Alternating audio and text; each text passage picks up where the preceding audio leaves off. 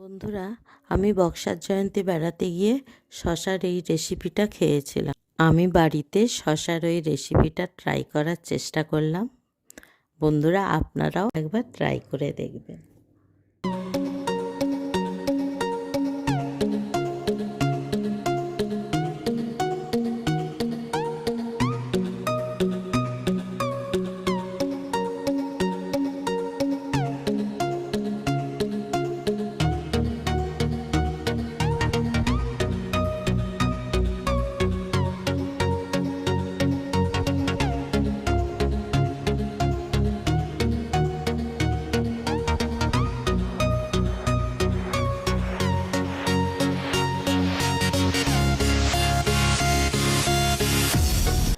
বন্ধুরা, শশাটা সেদ্ধ করা যাবে না, 2 মিনিটের মতো নাড়িয়ে নিয়ে নাবিয়ে নিতে হবে।